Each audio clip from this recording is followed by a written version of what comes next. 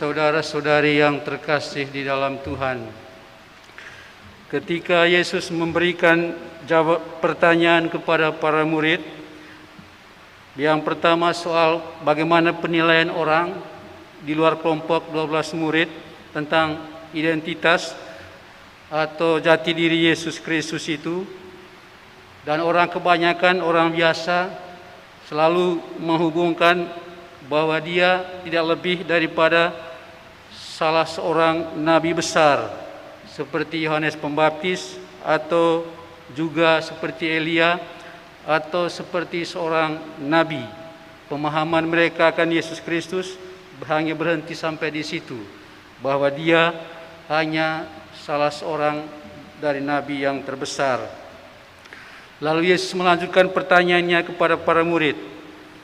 Dan boleh dikatakan pertanyaan Yesus kepada para murid ini merupakan bagian terakhir, sebagai catatan terakhir bagi para muridnya, dan juga untuk mengevaluasi bagi mereka.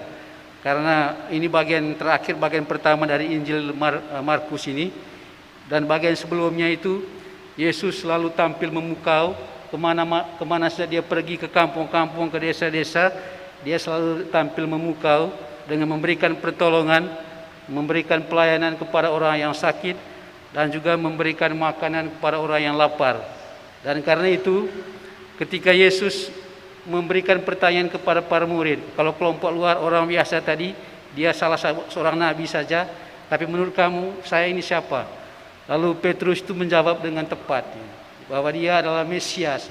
Mesias menurut pengertian Petrus itu Mesias yang mulia, Mesias yang berkuasa, Mesias yang hanya dengan berkata-kata, hanya dengan berbicara bisa menghadirkan segala sesuatu, ya, termasuk makanan tiba-tiba ada saja, orang lapar dan lain sebagainya bisa dibantu, orang sakit bisa disembuhkan hanya dengan berkata-kata. Jadi pas apa yang Yesus sudah lakukan di bagian pertama Injil ini, dengan diberi pertanyaan seperti itu, jawabannya pas. Dan memang dia itu orang yang hebat, ya. Ternyata menurut Yesus itu baru bagian pertamanya. Bagian keduanya adalah Yesus mau memperkenalkan kepada mereka bahwa Yesus itu adalah seorang yang diutus Allah untuk menderita, wafat di salib, dan setelah 3 hari dibangkitkan oleh Allah. Itu misi Yesus. Dia akan menjadi orang hebat, menjadi orang terkenal, bukan karena banyaknya mujizat yang dilakukan, penyembuhan atau pergandan roti dan lain sebagainya. Bukan karena itu dia disebut Tuhan. Oleh karena ukurannya adalah dia harus menderita, wafat di salib, dan setelah itu dibangkitkan oleh Allah. Itu ukurannya. Ya, karena itu ketika Yesus sesungguhnya memperkenalkan identitasnya. Identitas saya adalah saya yang menderita, wafat di salib, penuh pengorbanan untuk kebaikan orang lain. Lalu Petrus menarik Yesus ke samping. Dia berani sekali. Ya, itu berarti dia tidak paham. Ya, dia hanya paham tadi Yesus yang bisa memberikan hanya dengan kekuatan kata-katanya, membuat mereka itu terpukau. Dan justru mereka mengikuti Yesus yang seperti itu. Yesus yang bisa membuat segala sesuatu, menyembuhkan orang hanya dengan berbicara, menghadirkan makanan dan roti sebanyak-banyaknya hanya dengan berbicara. Dan itu yang mereka ikuti. Mereka kurang menghubungkannya bagaimana Yesus itu nanti justru menjadi orang yang berkuasa, menjadi orang yang punya wibawa, mempunyai orang yang sungguh-sungguh bisa diandalkan kata-katanya, dan juga bisa dipercaya tindakan-tindakannya yang memukau itu, justru terletak pada dia menderita, dia berkurban untuk kebaikan orang banyak. Nah, jadi Yesus itu kurang dipahami oleh para murid, ya.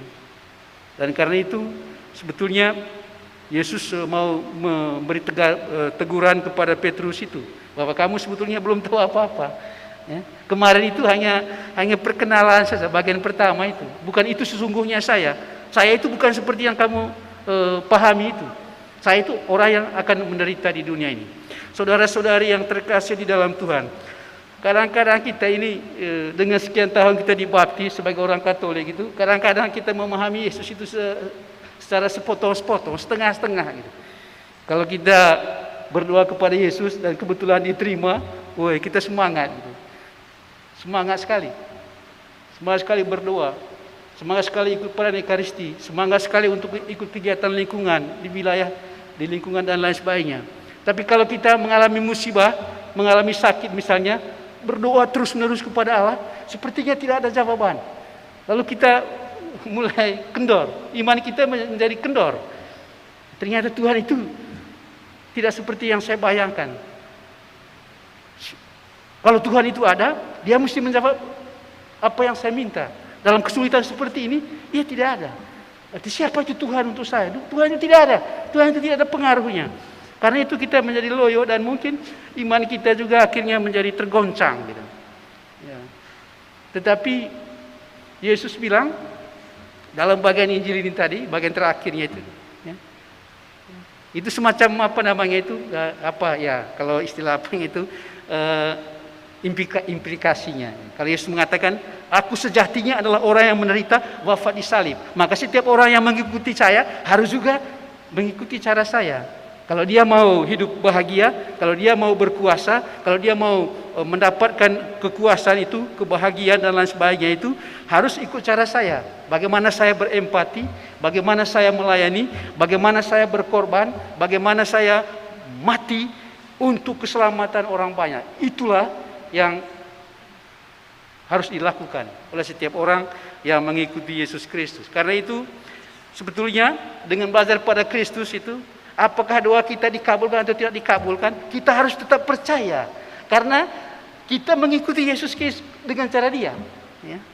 Bagaimana Dia berkorban, bagaimana Dia melayani, bagaimana Dia menderita, bagaimana Dia ada untuk kebaikan orang lain itu yang kita ikuti. Karena itu kita tidak boleh menilai Yesus Kristus itu atau beriman kepada Yesus Kristus itu hanya dari satu segi dari kehidupan kita. Mungkin kita pernah menderita, tapi banyak hal lain dalam kehidupan kita yang sungguh-sungguh diperhatikan oleh Yesus Kristus. Karena itu kebaikan yang banyak itu jangan sampai membuat hal yang hal kecil negatif, hal satu itu menjadi ukuran untuk sebagai titik tolak untuk menilai Yesus Kristus, untuk menilai Allah bahwa Dia itu tidak memperhatikan kita. Saudara-saudari yang terkasih di dalam Tuhan, karena itu patokan untuk memberikan jawaban terhadap pertanyaan Yesus Kristus itu, siapakah Yesus Kristus? Menurut pengalaman saya, ya, dan karena itu bisa berbeda-beda. Ya. Kalau orang yang pernah berdoa kepada Yesus Kristus dan dikabulkan, Yesus itu adalah penyembuh, Yesus Kristus adalah sahabat. Kalau orang yang pernah mengalami keraguan atau mengalami kesendirian, mengalami kesepian dalam hidup, lalu tiba-tiba dengan berdoa kepada Yesus Kristus, dia merasa bahwa Yesus Kristus itu menolong dia, maka dia mengikut Yesus itu. Siapakah Yesus itu? Dia adalah sahabat yang menemani saya di saat kesepian yang saya alami. Dia hadir sebagai sahabat. Dia mau berjalan bersama dengan saya.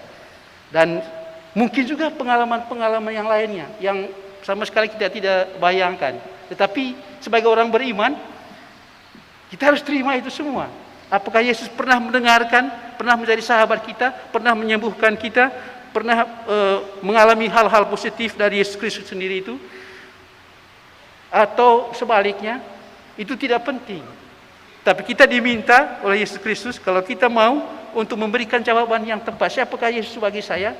Bukan hanya Yesus yang kebetulan berpihak pada saya di mana saya mengalami kesulitan, atau ketika Yesus berpihak kepada saya ketika saya mengalami keberhasilan, kesuksesan dalam hidup. Tetapi sebagai pengikut Kristus, apakah sukses atau tidak sukses dalam kehidupan itu, kita harus senantiasa mengandalkan Dia. Patokannya itu adalah cara Yesus Kristus sendiri. Bagaimana Dia berkorban, bagaimana Dia melayani, bagaimana Dia berempati, bagaimana Dia hadir untuk kebaikan orang lain. Itu yang menentukan iman kita, kualitasnya, mutu iman kita itu terletak di sana. Karena itu, saudara-saudari yang terkasih di dalam Tuhan, pertanyaan ini memang penting, tetapi substansi isinya itu tergantung bagaimana pengalaman kita berhadapan dengan Yesus melalui doa-doa kita. Semoga pengalaman kita akan Yesus Kristus memungkinkan kita, apakah pengalaman negatif atau pengalaman positif, mudah-mudahan mendorong kita untuk semakin berkorban, semakin melayani, semakin mencintai, karena Kristus telah memberikan jalannya.